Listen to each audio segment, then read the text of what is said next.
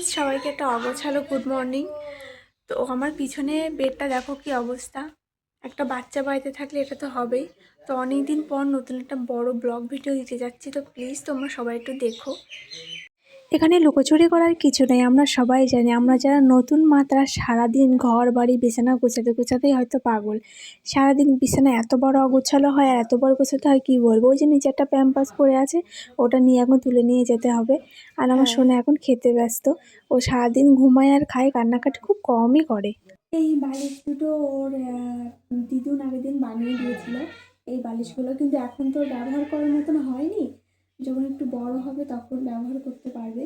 আর আমার এই গেট আপটা থেকে কিছু মনে করো না, নিচে বেল্ট পরা আছে, কারণ সিজেকশনের পর একটু বেলি ফ্যাটটা বেড়ে যায়, তো ওই জন্য একটু বেল্ট পরতে হয়। সেটা আমরা সবাই জানি, যারা আমরা সিজেকশনের মা আমরা জানি, তার জন্য পরেছি।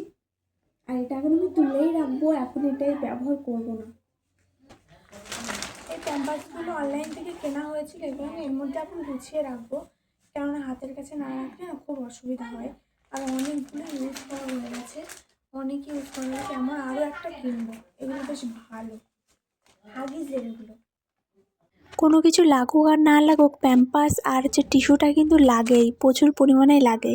একটা তো বড় ডিব্বা কেনা হয়েছে, এখনও কিনতে হবে। আর এগুলো গুছিয়েই রাখছি হাতের কাছে।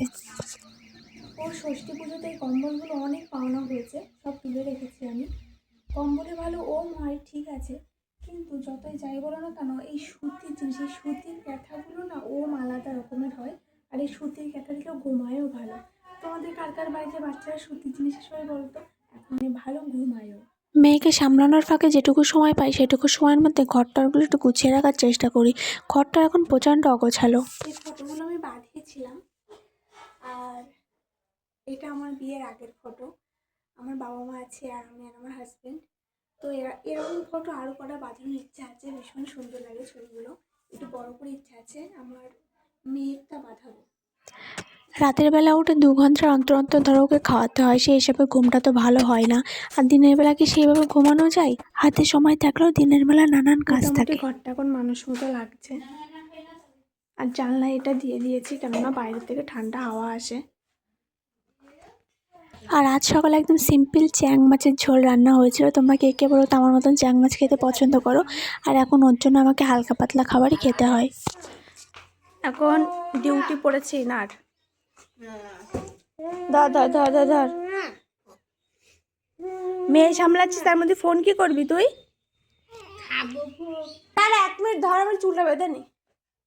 আমার তো পুরো পাগলের মতন অবস্থা। এবার একটু চুল টুলগুলো বেঁধে নিই, কেননা ও কান্না করছে, আবার আবার হয়তো এক্ষুনি কোলে নিতে হবে। আর আমরা যারা মায়েরা বাচ্চাদের ব্রেস্ট মিল্ক খাওয়াই, তারা জানে যে সারাদিনে কতবার মানে ওদের পিছনে সময় চলে যায় আমাদের বেশি। 2 বছরের বেশি হয়ে গেছে চুল কাটা হয়নি, এবার মনে হচ্ছে হালকা করে নিজের দিক দিয়ে একটু চুলটা কাটতে হবে। 1 মাস হয়ে গেছে আমি চুলে শ্যাম্পু দিইনি, চুলগুলোর যে কি অবস্থা আমি জানি। ঘুম আসছে না? বড় 6টার সময় উঠছো তুমি, এত সকালে আমারও ঘুম ভাঙে না। আমার মনে হচ্ছে একটু ঘুমাতে পারলে আমি বেঁচে যাই। আর ও সেই সকাল 6:30টায় উঠেছে, আর এখন 12টা বাজতে যায়, ওর চোখে ঘুম নেই। ক্লান্ত হয়ে আমি শুয়ে পড়েছি, কিন্তু ওর এখনো ঘুম আসেনি। ঠাম্মি ওকে এবার ঘুম পড়াতে ব্যস্ত, আমি তো শুয়েই পড়েছি।